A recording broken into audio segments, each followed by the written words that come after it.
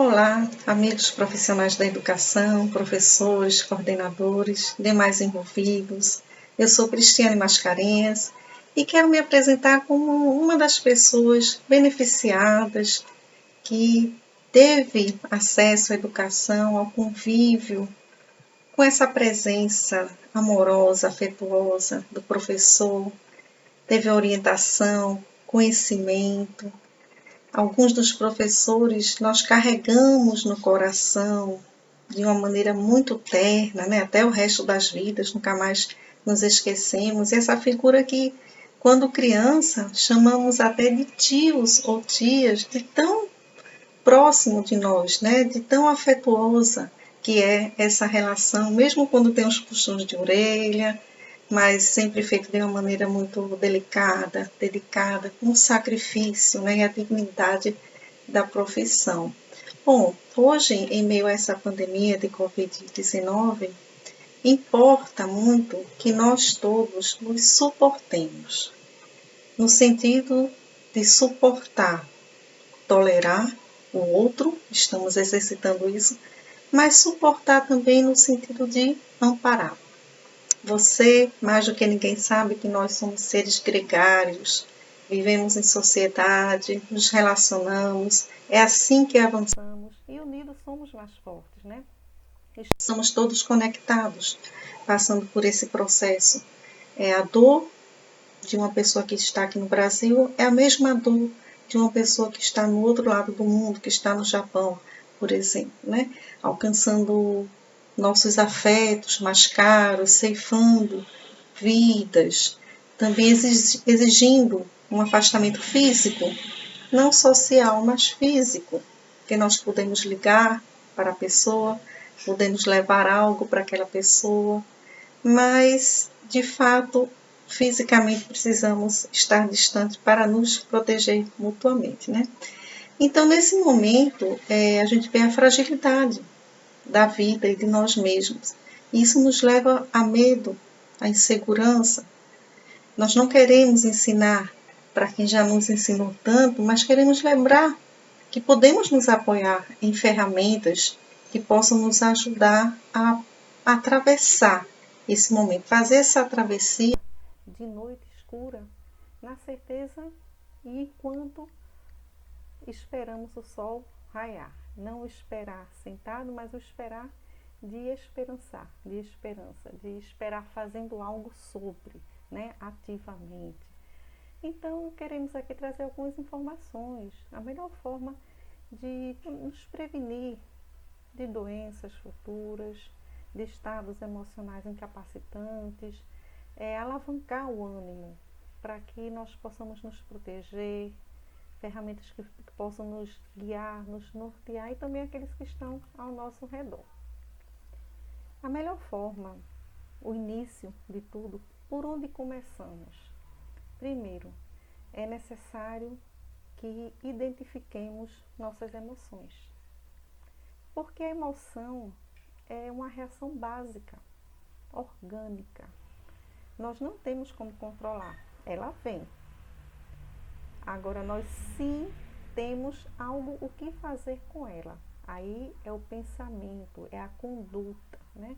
Enquanto nós temos uma emoção e reagimos sem pensar, sem refletir, olha, o homem não só é inteligente e pensa, ele pode refletir, nem sempre reflete. Mas essa capacidade de refletir antes do agir fala de um ser mais maduro. O inconsequente reage, ele não pensa, né? Então, por exemplo, quando nós temos raiva, como uma emoção como a raiva, por exemplo, que é uma emoção que diz o quê? Que nós tivemos algum obstáculo, algum impedimento. Isso traz a cólera, a raiva. Nós vamos sentir. E nesse momento é melhor que nós aceitemos, reconheçamos que estamos com raiva. Se possível, verbalizemos, eu estou com raiva. Para se situar, porque a gente só pode fazer algo sobre aquilo que a gente conhece. Então, quando eu tomo posse disso, eu estou com raiva, mas o que é que eu vou fazer com relação a isso? Uma atitude, uma palavra, vale a pena, não vale? O que é que eu vou fazer? Eu posso escolher. Nós somos resultados de nossas escolhas. Eu vou escolher agredir alguém, ou eu vou escolher superar, eu vou escolher aguardar, calar. Então aí vem o amadurecimento, né? Que vem depois desse reconhecimento da emoção. Quando eu sinto medo, por exemplo, qual foi a causa? O estímulo, um perigo, uma falta, por exemplo, de certeza nos causa medo. Perder um emprego nos causa medo. Qual é A opção que eu tenho? O medo é a emoção mais básica, né? Para nos proteger. Eu posso fugir ou lutar. O que é melhor naquele momento? Né? A tristeza diz respeito a uma perda, enquanto a alegria diz respeito a uma conquista. O que é que eu vou fazer com a tristeza? Eu vou paralisar ou eu vou me recuperar? Com a alegria eu posso me aproximar, porque a alegria contagia. Quando tem alguém alegre no ambiente, os outros também ficam, né? Então, identificar essas emoções fala de autoconhecimento. Porque aos pouquinhos você vai dizer o seguinte: ué, essa emoção, por exemplo, medo, eu tenho corriqueiramente. Eu tenho mais do que as outras. Ora, isso é um ponto focal. Isso é um ponto que eu tenho que trabalhar. Se eu não observar isso, se eu não fizer essa autoanálise, eu não vou fazer nada sobre. Eu vou virar refém dessa emoção, né? Então, identificar é o diagnóstico, reconhecer o autoconhecimento, né? Que emoções aparecem muito. A partir do momento que eu me aproprio disso, eu vou também no outro entender a emoção que ele está sentindo, a reação. Entendendo o que passa comigo e o quão é difícil esse controle, o que a academia hoje, em vez de inteligência emocional, chama de cognição socioemocional. Por quê? Porque envolve o outro. Eu vou entender também o outro, eu vou compreender. Eu sei que não é fácil controlar. Então, isso vai me deixar o quê? Mais tolerante com a pessoa, né? Eu vou criticar menos, eu vou julgar menos o outro, né? Então, a gente está falando aqui de algo que vai nos dar base para agir melhor no momento que nos falte a vontade de viver, a vontade de prosseguir. porque de repente eu fui abandonado? Porque eu perdi alguém, né? A gente não pode desdenhar disso, dessas emoções, porque elas podem nos levar a um autocídio, a querer exterminar minha vida nessa tristeza, se eu me debruçar sobre ela, né? Por quê? Porque o suicídio é um fenômeno multideterminado. Alguém que se suicidou porque separou, se divorciou, por exemplo, não foi por isso. Há uma série de fatores. Há uma combinação. Entra aí a questão da personalidade, algum transtorno que a pessoa esteja passando, uma depressão, uma questão financeira, um abuso na infância, uma crise existencial, questões biológicas, químicas do nosso corpo, doenças crônicas também. Então, há um conjunto de fatores. Não é só um, não é um motivo. tem aqueles Predisponentes, que é uma depressão, algum transtorno psiquiátrico, algum caso de suicídio na família que já houve, ou eu mesmo tenha tentado, né? Um isolamento social, essas doenças incapacitantes. Então, são situações que predispõem. E tem aquelas precipitantes, como nós demos o exemplo do casamento desfeito, né? Então, o que é que precipita? O que é que aciona? Né? O que é que vai ali tocar na ferida? Vai ser a gota, aquela gota que esborrou o copo.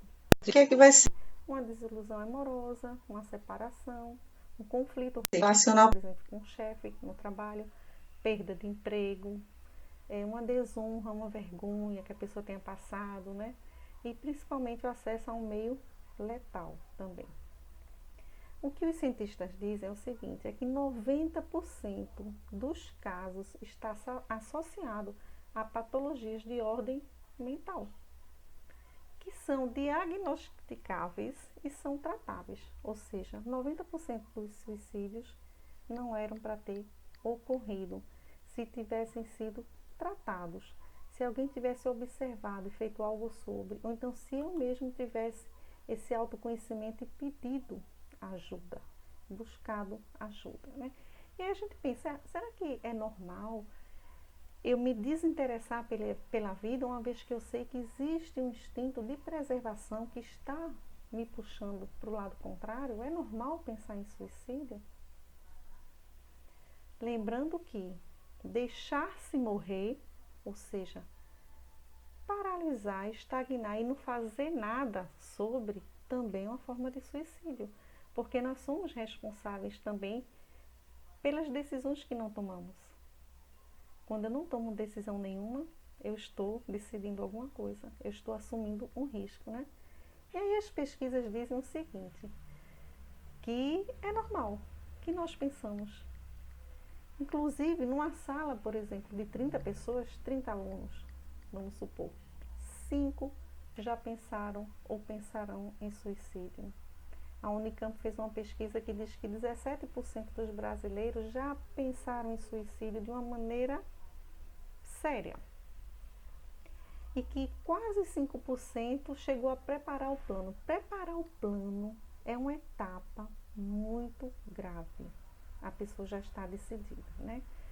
Então, é de nossa natureza, pelo instinto de preservação, rechaçar. A gente pensa num momento de uma crise, de uma dor muito forte, mas a gente esquece, repugna aquela ideia, né? Mas uma pessoa que está realmente sem condições de reagir de uma maneira positiva, ela termina se entregando, né? Então, a pessoa com a necessidade de aliviar a pressão, né, cobranças externas por uma culpa, remorso, medo, ansiedade, por um fracasso, uma humilhação, uma perda de ente querido, ela tem uma dor emocional. E aí a gente pensa, quando a gente tem uma dor física, a gente não vai no médico? Se a gente tem uma gastrite, uma dor de cabeça, nós procuramos ajuda. Por que não procuramos ajuda quando temos uma dor emocional? Porque isso tudo que nós falamos aqui é uma dor emocional.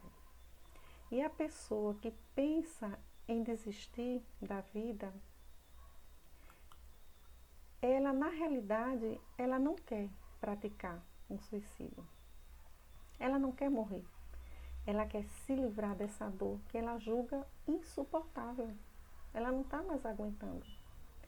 Então, existe uns estados emocionais mais frequentes numa crise suicida, que qualquer um pode ter.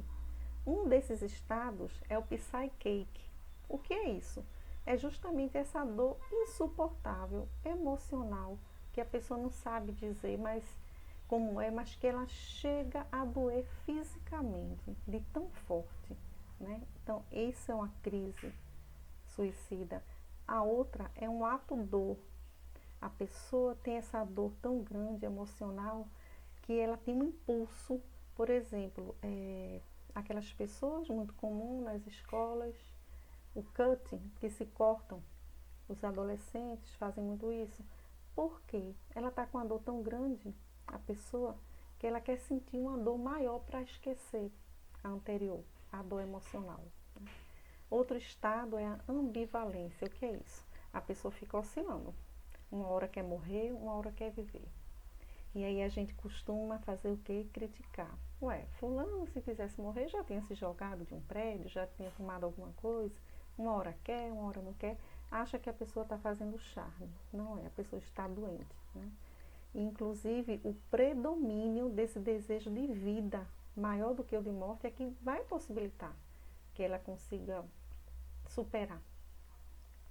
Então, nós devemos, em vez de criticar, aproveitar esse momento que a pessoa está para cima, para trazer mensagens edificantes, trazer algo de alegria, de esperança, de projetos para o futuro, porque o projeto nos impulsiona para frente, né? E o outro estado, e o último, é o de rigidez ou constrição. A pessoa está tão atordoada porque ela fica com aquela ideia fixa. É o que a gente chama de visão em funil. Ela só vê aquela saída. Ela não consegue mais pensar. Então, para ela, só existe uma maneira de resolver, que é tirando sua própria vida, né? Como é que se sente uma pessoa com ideação suicida? Isso é importante para a gente identificar se está tendo aquele tipo de sentimento, né? Primeiro, muito medo. Segundo, sensação de estar só, mesmo dentro de casa com outras pessoas, mesmo no trabalho, numa multidão, uma sensação de estar isolada, apartada dos outros. Terceiro, um vazio, uma sensação de vazio. Esse vazio é uma crise, é um vazio existencial, mas às vezes a pessoa não sabe dizer o que é, mas sente um vazio, um buraco, uma melancolia, né? Algo faltando, se sente incompleto. Essa palavra, inclusive, gente, um vazio, é muito importante a gente prestar atenção se a gente sente isso ou se a gente escuta na fala de outra pessoa. Lembra que a gente primeiro se autoconhece e se autoconhecendo reconhece as emoções do outro também, né? Então a gente vai reconhecer o do outro também. Ou também podemos cuidar de alguém, nós não estamos bem, mas observamos esse comportamento. Então, por exemplo, o vazio é a fala mais recorrente daquelas pessoas com ideação suicida que ligam para o CVV, Centro de Valorização da Vida, 188. É a palavra que mais aparece. E no projeto escutatória também é a palavra mais recorrente. A pessoa está com um vazio, ela não sabe explicar o que é. Também, como se sente essa pessoa com ideação suicida? Baixa autoestima, acha que não merece viver, acha que está sendo punida por Deus, fica negativa, acha que dá certo para os outros, mas para ela não, desacredita. Uma depressão, também uma tristeza muito profunda que não passa, porque a tristeza é normal. A tristeza a gente vai ter, vai ser uma reação. Se a gente perde um ente querido, a gente vai ficar triste. A gente precisa do luto, precisa chorar, mas depois de um tempo precisa se recuperar. É a resiliência, capacidade de voltar o mais rápido possível para o seu estado normal, né? Ela fala dessa dor também, essa pessoa sente essa dor emocional, porque essa dor ela parece ser física, né? Então você observa se está passando por aquilo e ao mesmo tempo se alguém está passando, né? Algumas falas são recorrentes também numa pessoa com ideação suicida. Então se você vem pensando ou dizendo, preferir estar morto, uma vida vazia eu estou levando, estou cansada dessa vida, não aguento mais, não posso fazer nada com relação a isso, vou deixar rolar, não vou mais lutar contra isso, né? Os outros vão ficar melhor sem minha presença, vai ser um alívio, queria dormir, não acordar mais. Um discurso derrotista também, negativo, né? Nada dá certo para mim. Essas falas também são falas que devemos prestar atenção. De comportamento, o que é que normalmente essa pessoa faz? Afastamento familiar, se afasta. Então, se está em casa, ela vai para o quarto, se tem até uma festa, ela se aparta, né? É um sentimento de não pertencimento, né? De não fazer parte daquele grupo, de não estar ligado afetivamente. Uma sensação de isolamento, comportamento ansioso. O que é um comportamento ansioso? É uma preocupação excessiva no dia que ainda vem. E aí a gente tem que lembrar o seguinte, que os cientistas dizem que 90% de nossas preocupações para o dia posterior, para o mês posterior que ainda vem, elas não acontecem. E as que acontecem não são na dimensão que a gente pensa. Ou seja, não adianta nada ficar ansioso. Não adianta, a gente tem que cuidar do hoje, porque o amanhã vai ser hoje, né? É a pessoa também ou ficar muito agitado, ou muito reprimido, ou muito apático, excitado demais. Os dois são um perigo, né? Descuido com a aparência, mudanças nas redes sociais, é uma maneira fácil da gente também compreender o comportamento dessa pessoa. E como eu falei, tem umas etapas, né, nessa caminhada. Começa com a ideia de morte, preferia estar morto. Depois vem a ideia do suicídio mesmo. Eu posso fazer isso, eu posso, né? Depois a pessoa começa a fazer o plano de como se matar. Vou me jogar no rio, então eu me mataria dessa maneira. É esse momento de quando você começa a fazer plano, a ideia já está instalada. Depois vem o que para frente? Você vai só pesquisar como fazer e depois tomar providências. Deixar uma carta, passar um apartamento para o nome de outro, algumas providências até burocráticas, digamos assim, né? Como é que nós fazemos para avaliar o risco do suicídio? Que barreiras devem ser superadas? Porque nós temos preconceito, nós temos barreiras, nós não falamos. Então, normalmente a pessoa não fala em casa, não pede ajuda. Às vezes é difícil pedir ajuda a quem está perto, realmente. Aí é que a gente tem que ligar para o CVV 188, liga para o escutatória, que é uma ligação local, é 031 3334 9700. Fala com um desconhecido, às vezes é mais fácil. Pede ajuda, né? Então, uma das barreiras a ser superadas são as crenças errôneas. Que tipo de crença? Crença, por exemplo, de que uma pessoa que está com ideação suicida, que está querendo desistir da vida, que é uma pessoa fraca. Que é uma pessoa desequilibrada. Ela é uma pessoa que está precisando de ajuda, que está doente. Então, os familiares também têm preconceito, às vezes fingem que não veem. Nós, às vezes, fingimos que não vemos o que está acontecendo na nossa casa, com os nossos filhos, com o esposo. Não queremos nos comprometer, temos medo de abordar. Quando acontece numa família um caso de suicídio, a família se sente envergonhada. E isso altera, inclusive, as estatísticas, porque há muito relato e registros na polícia de pessoas que escorregaram na escada, caíram da cadeira e que não foi, né? Então isso distorce. Uma segunda barreira é o medo de falar ou o medo de perguntar. Nós não somos responsáveis pelos atos dos outros. Então, não tem problema você perguntar assim para um amigo: amigo, você está pensando em fazer algo contra a sua vida? Não tem problema perguntar. Pelo contrário, isso, às vezes a pessoa está com a ideia, mas num estado de não muita consciência. Então, quando você pergunta, a pergunta leva ela a refletir, a pensar. Ela às vezes toma até um susto, pode até negar na hora, mas ela vai pensar sobre. E aquele pensar sobre e aquele falar, talvez se a pessoa tiver coragem realmente na hora, vai fazer com que ela reflita mais sobre a ideia. Então a gente está fazendo bem perguntando, não está fazendo mal. Segundo, porque você não é responsável pelo que o outro faz com ele mesmo. Então essa culpa não existe, né? De se sentir responsável. Então essas barreiras, elas devem ser ultrapassadas, né? Uma outra coisa importante é saber que nós não temos que ter respostas. Nós não precisamos resolver um problema imediatamente. Nós precisamos pedir ajuda, estar com alguém, um profissional, um amigo, né? De preferência um profissional, mas às vezes a gente precisa de um amigo, para um amigo nos ajudar a ser encaminhado, né, para um profissional.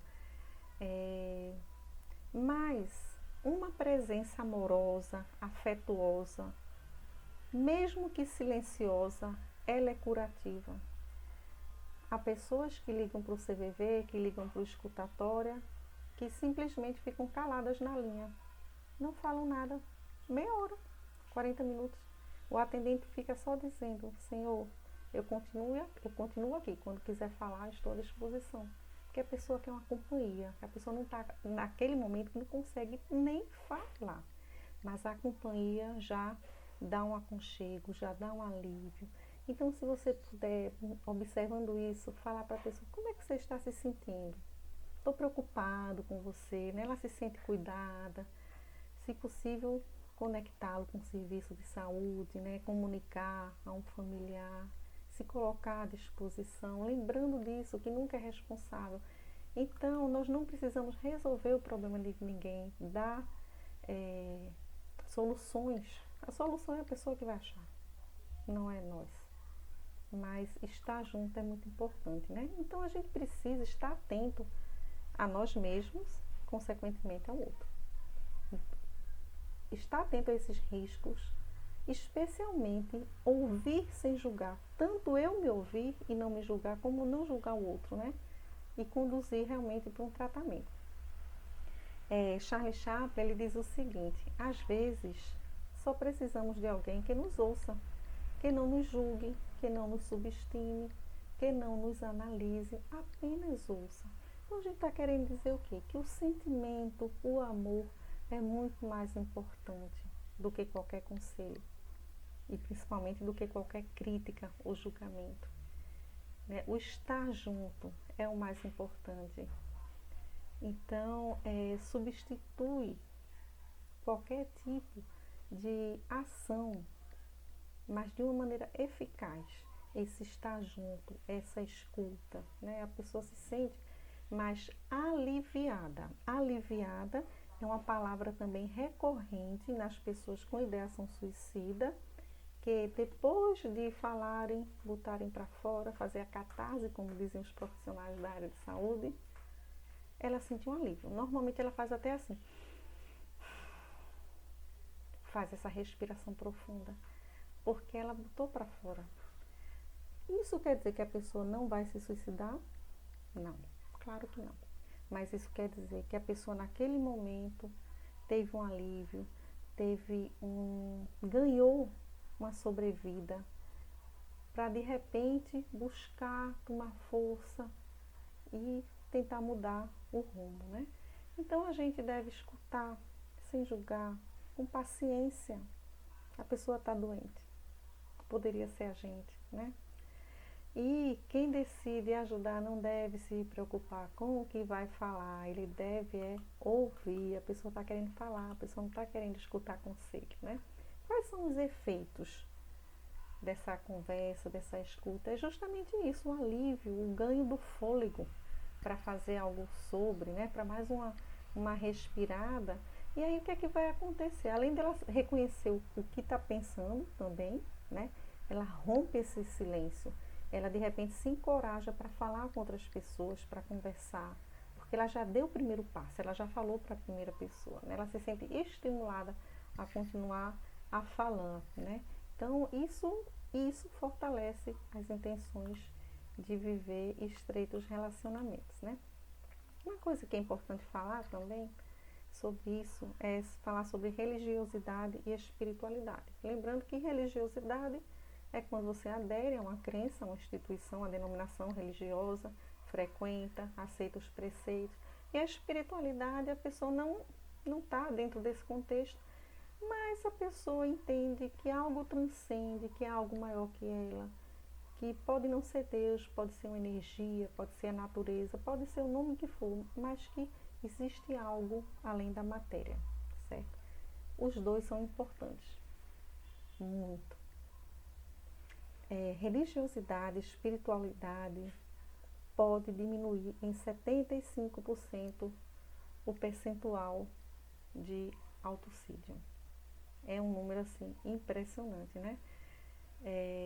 E quando a gente pensa também nos religiosos, nos deprimidos, diminui. Os não religiosos tentam 66%. Os religiosos 48%.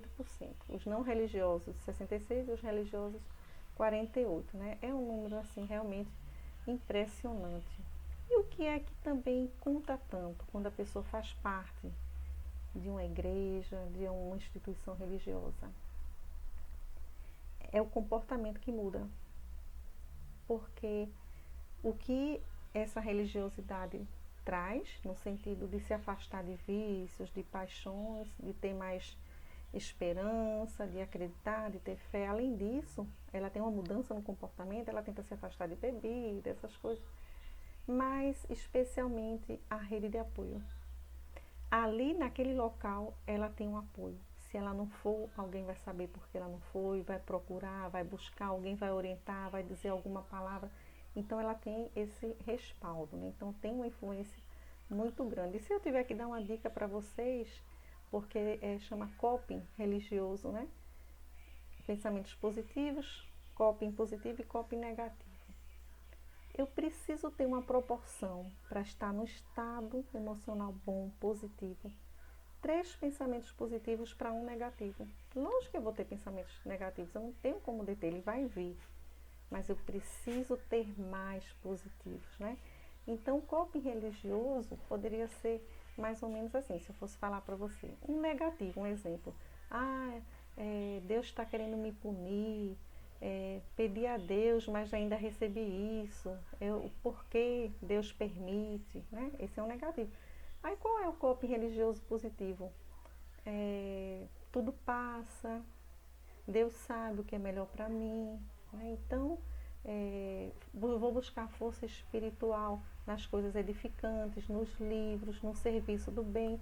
Então, isso aí vai fazer na balança, né? Vai sobrepor. Isso é muito importante, realmente. Né? E seguindo,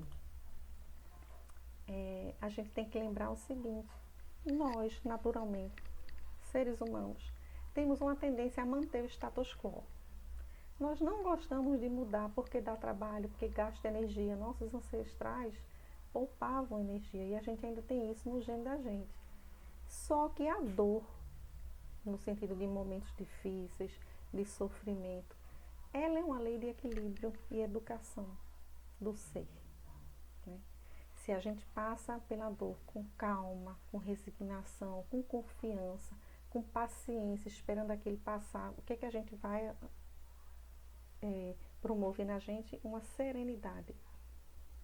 Essa serenidade é o que vai combater o suicídio, a depressão, esse estado negativo, né? Quando a gente lembra de alguns cientistas, filósofos, nós lembramos de Carl Jung, por exemplo, mandando ressignificar a existência. O que é isso? Dar um novo significado, um novo rumo. Então, se algo aconteceu comigo de ruim, o que é que eu posso fazer de bom com aquilo que aconteceu de ruim?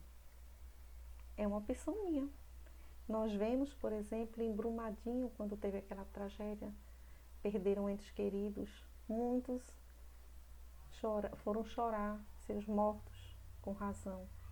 Mas alguns, quase que imediatamente, se levantaram, fizeram garrafas de café e de lanche e foram servir os bombeiros e os voluntários. Então, tornou aquela dor positiva, passou do negativo para o positivo, né?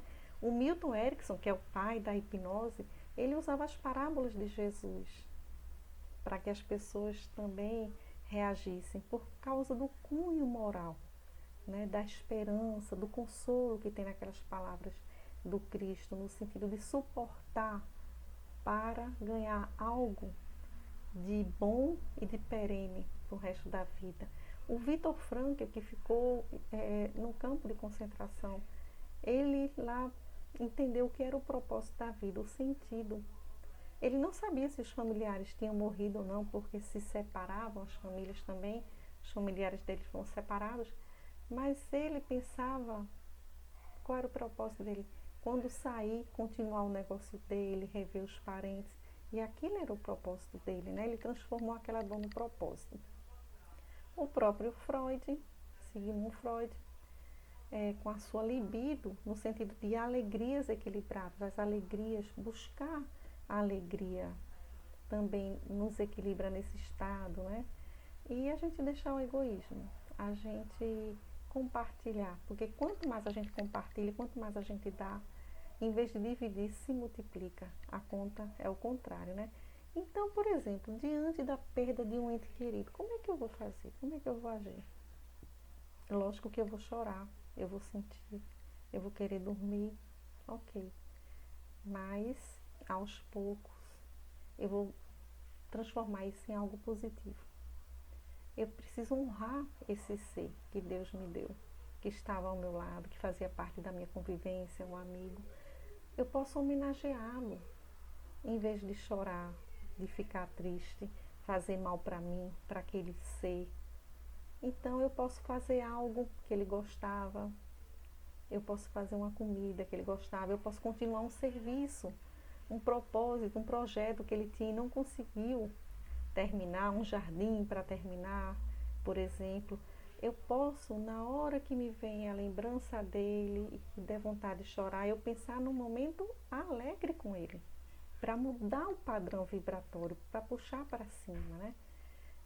Então eu posso chorar, mas sem desespero. Chorar de saudade, a saudade sempre vai estar lá, mas não desesperar, né? Doar seu tempo ao outro, ocupar seu tempo com o outro, dar o amor que você queria dar a ele para um outro, é a melhor forma, é a melhor cura que existe, porque dando é que se recebe, né?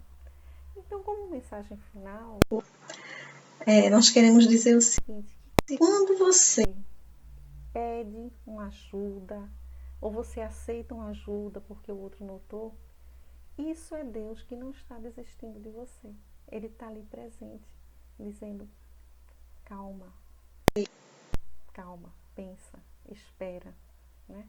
Quando o instinto de sobrevivência fala mais alto, você desiste no momento em que ia fazer, né, o ato, também é Deus que não está desistindo de você, né? Quando as pessoas se reúnem para pensar numa forma de te ajudar, de te dar apoio, quando um amigo chega e pergunta como possa ajudar, quando chega a você uma mensagem do nada, uma mensagem mensagem na rua, às vezes, é Deus não está desistindo de você, né?